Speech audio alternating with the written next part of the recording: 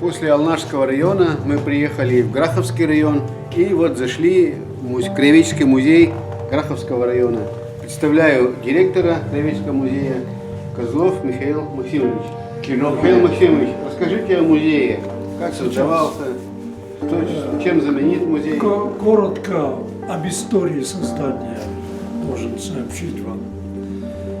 Дело в том, что до начала нынешнего века в нашем районе Краеведческого музея не было, районного имеется в виду. Были школьные музеи, в деревнях некоторых образовались, а районного Краеведческого музея не было. И должен сказать о том, что когда я работал редактором районной газеты, почему-то задумался над этим. И начал я собирать материалы по Шевченке. Дело в том, что я родился в деревне Парым, она родилась в деревне Кузибаева, а это почти как одна деревня. Сегодня эти две деревни как бы уже сомкнулись и живут. Ну вот это, я считаю, этнографический у нас уголок. Хочу сказать о том, что Граховский район единственный в республике, в котором компактно проживают представители 5 национальностей. Компактно, то есть отдельными деревнями. Вот посмотрите, значит, начнем отсюда. Русские, которые составляют 42%, удмурты 36% населения, марийцы где-то около 1000 человек. Дальше вот идут кряшины и последние чуваши по численности. Ну, вот они живут, проживают отдельными деревнями.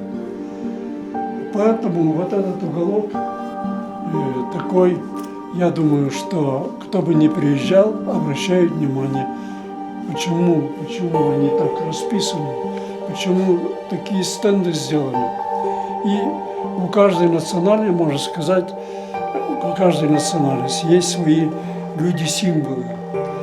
Но вот посмотрим, среди русских, значит, я выделил Ивана Ивановича Белова. Вы его знаете, он возглавлял пресс-службу правительства, потом президента, а потом заместителем руководителя пресс-службы был. Хороший парень, он мой ученик, кстати.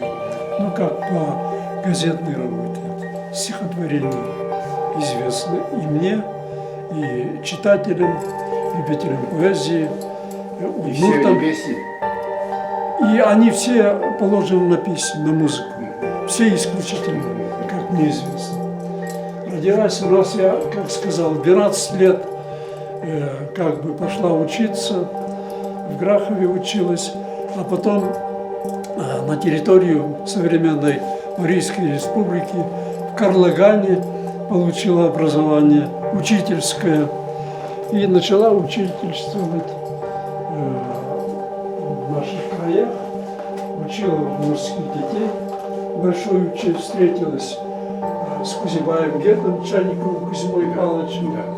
Ну и вот тот по существу назвал ее поэтессой, состоявшейся уже. А кто назвал Ашальчиаки?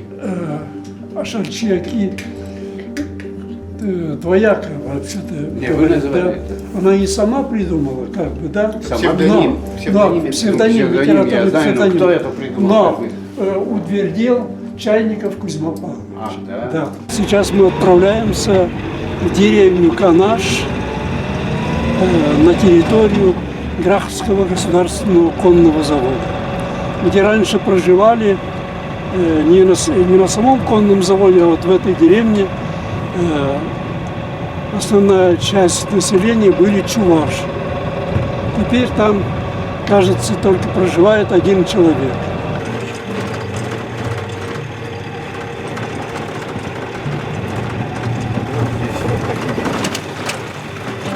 Спокойно, без волнения, я просто даже не могу говорить и об этой деревне, и о тех, куда еще можно заглянуть, потому что прежних жителей здесь уже нет. Здесь проживают пчеловоды временно. Занимаются пчеловодством, неплохие люди. А вот в этом доме еще должен кто-то жить. Единственный. Местный. Я давно с ним не встречался. Это вот одна из 3 чувашских деревень. Как она называется? Деревня Канаш. Канаш. Деревня Канаш. И станция Канаш. Есть, да, и город Канаш есть. Вот, я здесь очень часто бывал.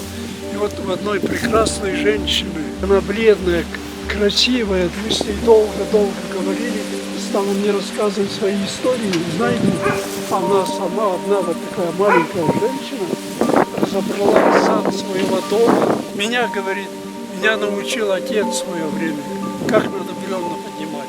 Ну, рычагами, естественно. Такая маленькая, бледная, больная женщина. Перетащила и себе сделала жилье. И она жила в сарае. Вот этот человек, вот этот интересный человек, он единственный житель этой деревни. Подходите сюда. Чуваш, Подойди да? сюда, слушай, давай здороваться будем. Чуваш, да? Сейчас я тебе представлю этих людей. Это вот последний житель, Русские, башка. последний житель этой деревни Канаш. Фамилия, имя, отчество назови. Ситников Николай Андреянович. Ситников Николай Андреянович. Андрианович, запомните, да? С русской Шуберии. И он с русской Шуберии, а живет там русская Шуберь, ну, само Там еще собой деревня говорит, что живет-то есть еще? Нет, русская Нет, была там совсем деревня. нет уже, далеко. Нет, там уже давным-давно нет. А далеко отсюда? с километров где-то. Давайте туда Вот поедем. он остался Украине? один от своей семьи, жена умерла у него, и вот он сохраняет память об этой деревне. Творческий работник должен привлекать, Но когда говоришь об истории, но истории... когда называешь да, слово «история», да, там нельзя врать. Мы ехали в деревню исчезнувшую. Озелени называется, да? Озелено. Озелино. Но до конца деревни проехать не смогли. Дорога заросла молодой порослью, березой. И остановились вот на поляне, буквально в полукилометрах. Даже меньше. В этой деревне жили русские люди. Я с детских лет помню ее. Дело в том, что нам из деревни Порыв было интересно наблюдать, как далеко-далеко, как становится темно, загораются лампочки Ильича, как говорится, да? Потому что у них была первая гидроэлектростанция, поставленная на реке Адамка. И у них, у первых в сельской местности и из хозяйств, я сейчас не помню, как назывался колхоз здесь, но председателем был точно Толмачев. Здесь было электричество, в домах горело. Лампочка, Да, электростанция лампы своя, были, да, лампочка Ильича. электростанция своя. И этим была эта деревня примечательна и русскими людьми, русской культурой. Мы слышали песни издалека, можно сказать, вот если приближаешься, отсюда иногда музыка слышалась. Но вот где-то в 1986 году я сюда выезжал с писателями из редакции газеты литературная газета, советская еще, в советское время. Приезжали 2 писателя в гости. И вот мы Москвы. в этих краях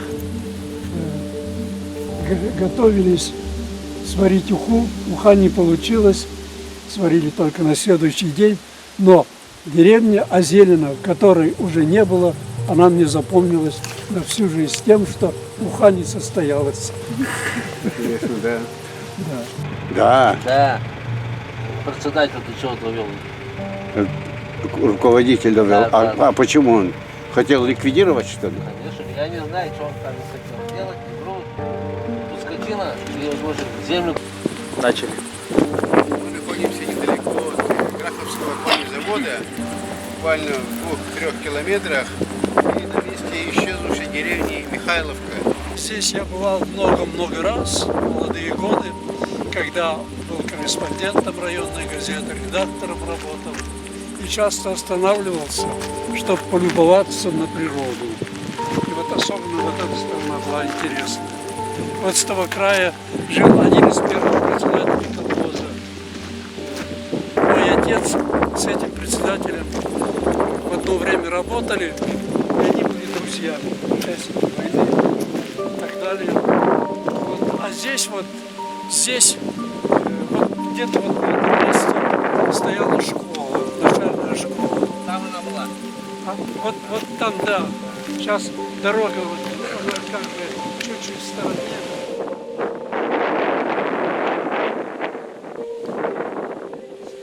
Ну, здесь жили в основном русские, но потом постепенно появились и люди чувашской национальности. А потом они соединились, создали свои семьи, смешанные, как говорится, русско-чувашские, чувашско-русские семьи. По-моему, эта деревня исчезла в году 1970.